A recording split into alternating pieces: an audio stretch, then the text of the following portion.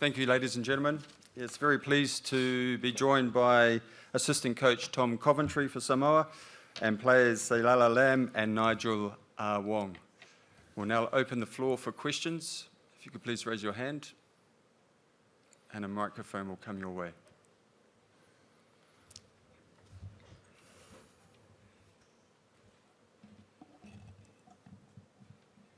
Hello, I work for a French newspaper. I have a question for the coach. This Samoan team is made of a lot of players from different backgrounds. How do you build this team? How do we beat?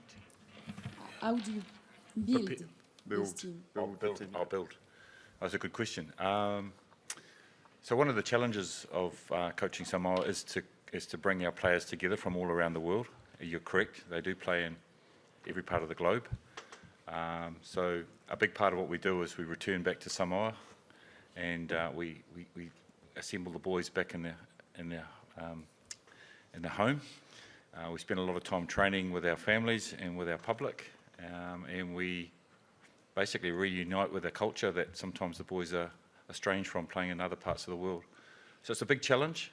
I've been involved with Samoan rugby for 10 years, and it's always one of the biggest challenges when you coach with Samoa is to bring the players back. They play in different teams, different styles, different types of games that they play, and one of our challenges is getting to play together and come up with a system and a game plan that suits the way we'd like to play. So it is a tough challenge.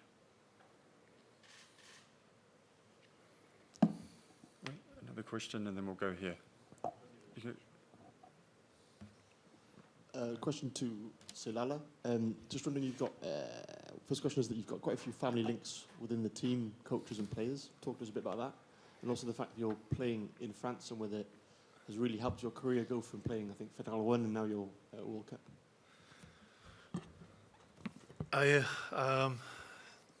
It's been pretty special, and I've been blessed enough to play with family members, and especially to have a few family members in the team now. It's always special, and it's memories that you'll cherish forever. With playing in France, I've been very lucky to be here. Been here for about 8 years now, playing for Nevers and Perpignan. I've learnt my craft here, and I'm always grateful, and always want to give back to France, especially playing in this World Cup. So, yeah.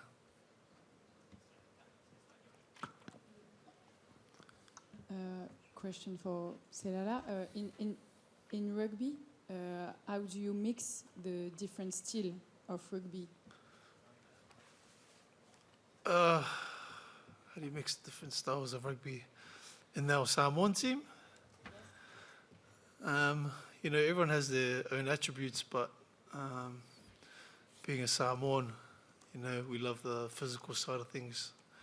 So it's not hard to mix that side of rugby. So, when we come together, we may be quiet and humble and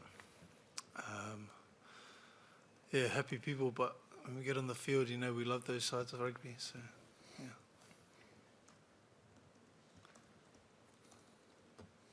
There were quite a few members of family and friends in the stand watching your training there.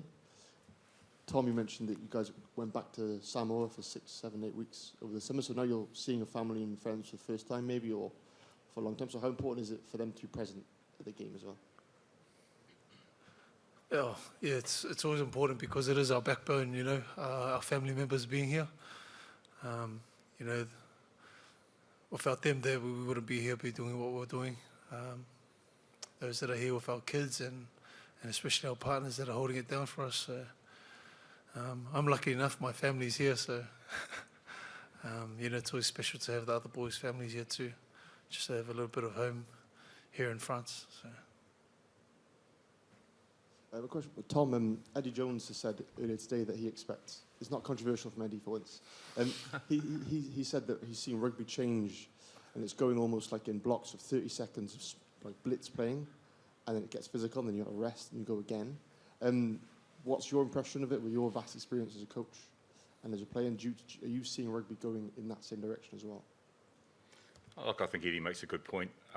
The game is always developing. It's at a stage now where it is ball and play is starting to improve actually, but there's a lot of kicking in the game. And you're right, there's 30-second spells is a good period of play. You know, if you go back over the years, you know, the ball could be in play for a minute or so. You know, but not anymore. Defences are really tight, well coached. Getting the ball back is very difficult. You've got to be very good with your discipline.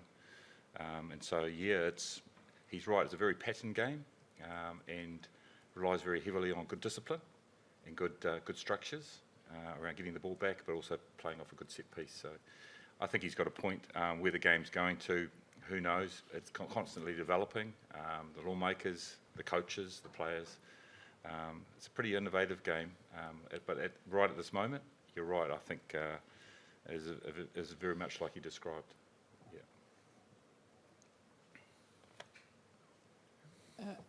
A question, what is the place of the Samoan rugby in the game that you described just now? Are you referring to where we fit in the scheme of things as far as all the teams together? Oh, I think it has a huge part to play. We're our own individual culture. We bring a style of rugby that is different than everyone else. As the boys have already alluded to, family plays a huge part. Our culture plays a huge part in what we do. Having the families around is a very big part of it. And playing for our people at home. Manu Samoa is the people's team.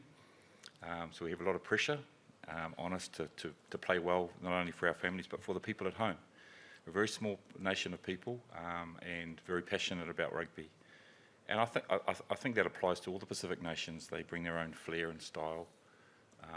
We're a very happy bunch of men that we've got here. We enjoy singing and listening to their own music and appreciating the culture that we bring with us to different parts of the world.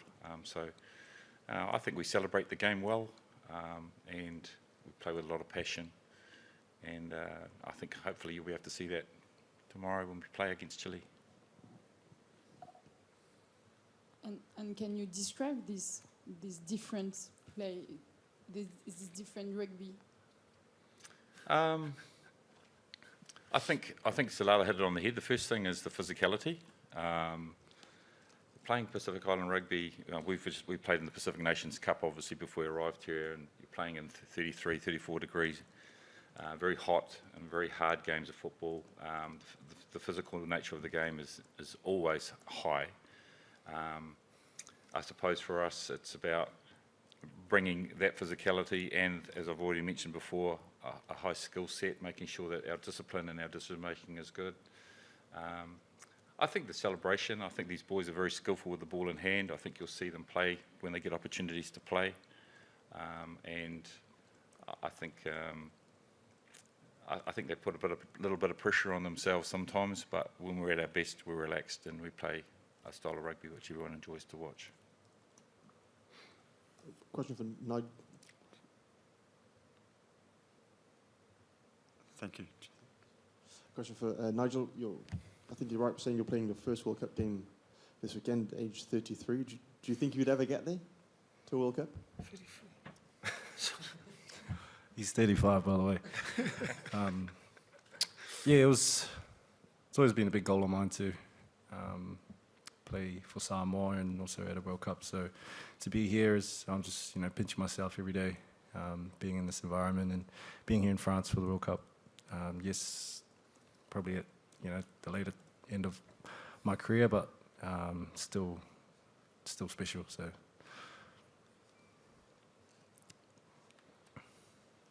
Again, you've got, for both you guys actually, you've got quite a few ex-All Blacks, ex-Wallabies who've come in to this setup. How much of a boost has that been to you guys? Obviously, the experience from those big team environments being very valuable to us, not just on the field but off the field as well. Just pushing standards of professionalism and good training habits and stuff like that. So it's the inclusion in that into the team has been awesome for us.